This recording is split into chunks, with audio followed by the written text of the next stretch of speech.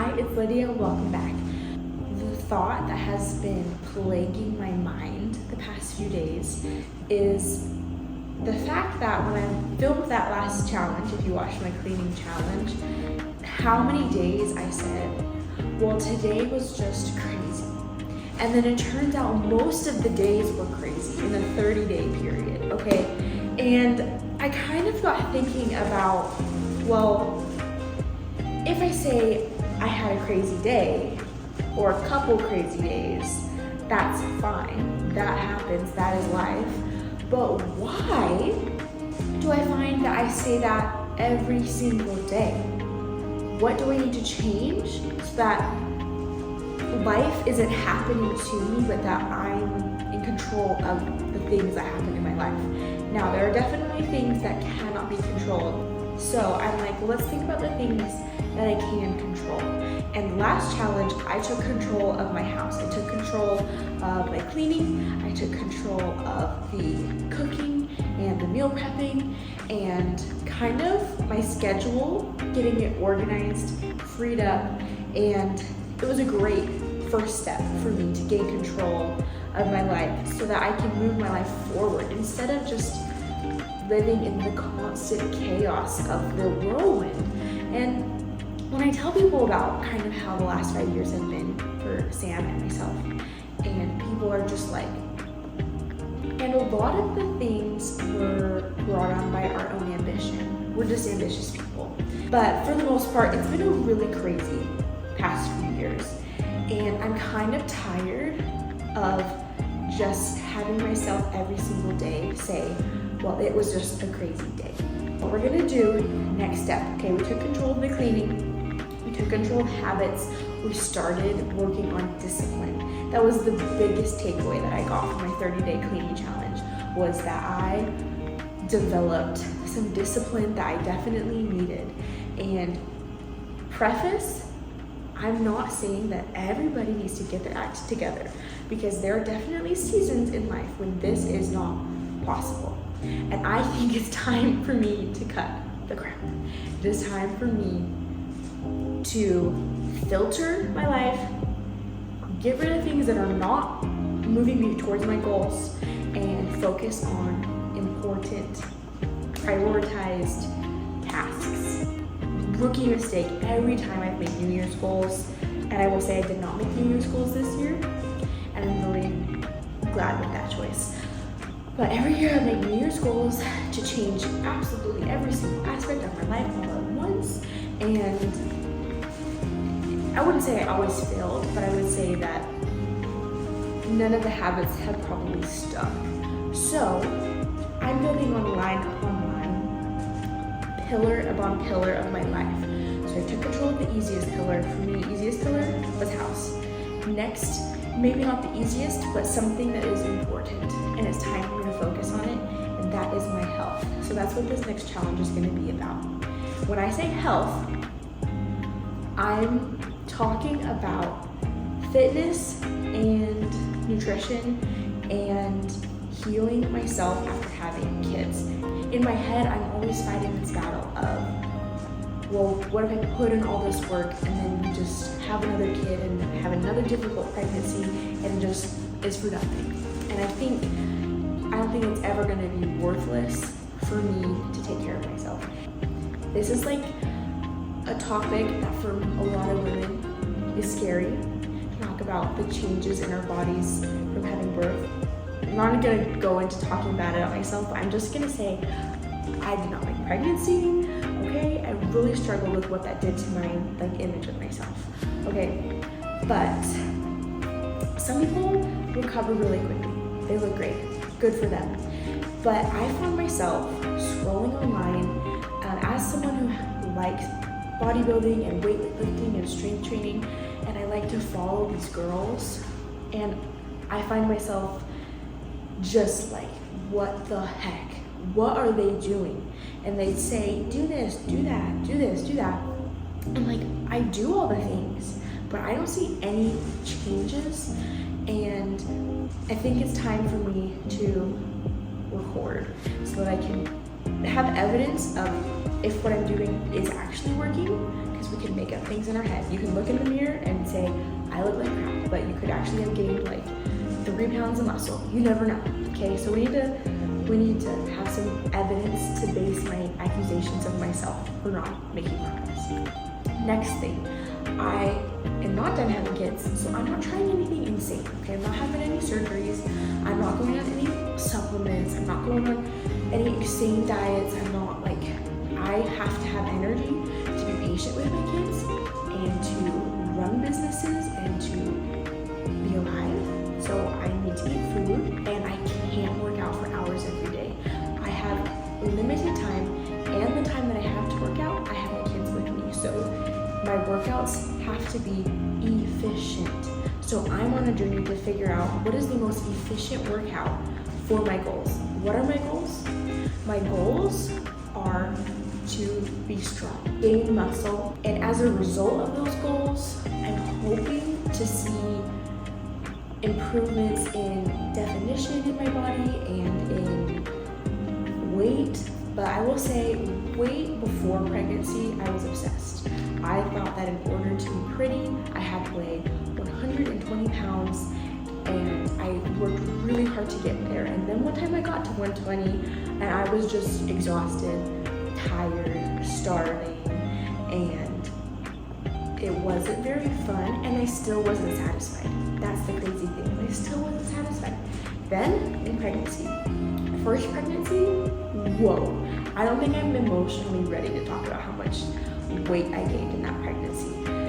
And after pregnancy, I lost most of the weight. And then I got pregnant again after breastfeeding, which they say breastfeeding helps you lose weight for some people. For me, I lose 0 weight when I'm breastfeeding. And so that means for a year plus after having a baby, I'm not losing any weight. So like, let's say I had my second baby in May 2024, and I don't know how much I weighed. My second pregnancy, every single doctor's appointment, I would remind my midwife and I would say, you can check my weight and you can know my weight, but do not tell me and do not let me see it, because I mentally cannot handle that number. So I don't even know how much weight I gained in my second pregnancy.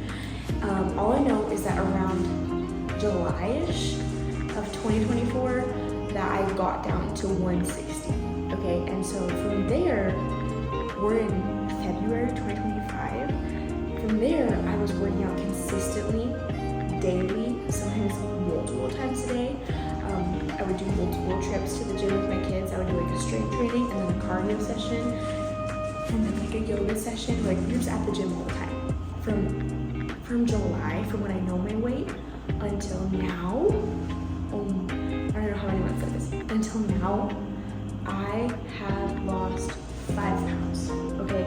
And you know, you can say like muscle or like blah, blah, blah, all those things that they say, muscle plays more than fat or all that stuff.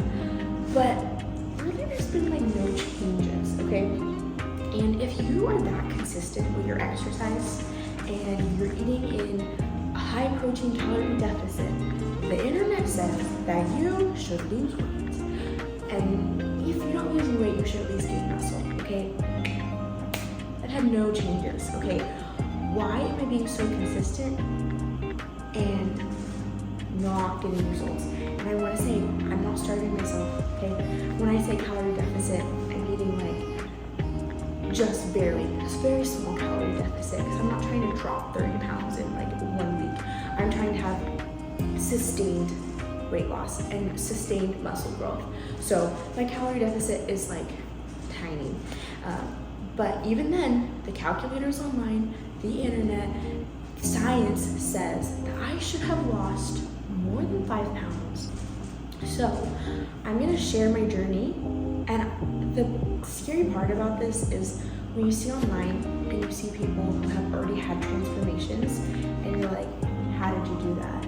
And you go to their page, and like the whole time that they have social media, they've been gorgeous and they've been small. And I'm like, I want to see the transformation, okay? I want to see what you look like, what you tried, what didn't work, what works, and I want to see the unfiltered version of that. And that's what I'm trying to do here. I am hoping that there's going to be one person out there that can learn from my journey into becoming stronger and healthier postpartum, and that's why I'm going to share this, because I know there has to be other moms out there that feel the same as me when they go online and they're just like, why am I not getting results when I'm doing everything that they say to do? Now, my goals may not be the same as everybody else's goals, but this is what I think is going to make me feel confident in myself. And that is, one, I want to be strong. If you knew me in college or before I had kids, you might know that I really have a passion for rock climbing. And so I want to get strong so that way in a few months down the road, when my baby doesn't need me as much and I can leave her with a family member and I can go to a rock climbing gym, I want to be strong so that I can enjoy rock climbing. I want to increase my strength in weight training, as well as cardiovascular strength. Now, I'm not trying to run a half marathon or anything crazy like that. I actually like running, okay? I am not choosing running because it's like what you do to lose weight, okay? I'm choosing exercises that I like. I do not want to lose weight or get healthy in a way that I hate and despise, because I love my body and I love what I was able to do and having my beautiful girls, and I want them to see me enjoying taking care of myself, okay? And if I'm going and doing something that I absolutely despise and makes me tired, sad, negative, grumpy, depressed, that's not going to be long-term good for anybody. So I actually like running. You do not have to like running, okay? And when I say I like running 1 to 3 miles. That's pretty much it. Sometimes I'll feel an urge. I'll be like, ooh, let's go run 5 miles. And I'm like, no, I'm good. 5K is probably the max that I enjoy and I feel really good about. I love weight training. So in college, I was really into weightlifting and bodybuilding, and I wanted to do a bodybuilder competition, and I still might do that one day, but right now I'm just gonna do that because I love it and I want to build muscle, and I'm gonna run, not every day. Running is gonna be like a one to 2 times a week thing, just to increase my cardiovascular strength. Also because of rock climbing, but also when my kids are a little older and they're playing soccer, I want to be able to run around on the field with them and not just be winded. I want to be able to keep up, and for them to be impressed by me. I want them to think, wow, my mom's so strong and so cool. And so that's my goal with the cardiovascular strength, okay? And lately I've been following a workout program from the Grounds Fitness app. It's honestly been really great to help me get through a workout. It has a timer that goes, it tells you when to rest, which is always hard for me. And I found that it's been very helpful. So I'm gonna be following the workout program that I've been doing, as well as incorporating some running. As a breastfeeding mom, I'm not gonna be taking any supplements outside of maybe like protein shakes. But even then, I try to get the bulk of my nutrition from actual food. And the bulk of my food comes from meat. So I eat a lot of grilled chicken, a lot of steak, we like to do pot roast, like chuck roasts, drumsticks, chicken drumsticks, rotisserie chicken. I've been trying to get myself to eat fish once a week, so like a smoked salmon is the only way I can get myself to eat fish. So lots of protein, and I always have something like a jerky or hard-boiled eggs. I just love eggs. Thank you for the eggs. I also love fruit. So I love some berries. I love oranges right now, are like really hitting with me. Grapefruit. The only dietary restriction that I'm gonna make is overall, I want the bulk of my nutrition and my calories to come from meat, fruit, vegetables, dairy. I'm not gonna say I'm like a carnivore. My husband does eat a carnivore diet, and let me tell you, it's freaking expensive. You eat a carnivore diet, but I am trying to get better at listening to the needs of my body outside of cravings. So I love a good piece of toast, okay? And sometimes a piece of toast is something I need to maintain patience with my kids and to maintain energy levels so that I can get through the day. Because if you know science, you know carbohydrates are our short-term source of energy. So if you need energy quick and you're feeling tired and sleepy in the middle of the day, eat a piece of bread, eat a granola bar, eat some oatmeal, something that has carbohydrates. Carbohydrates are not bad, okay? He put them on the earth for us to utilize them how they're supposed to be used.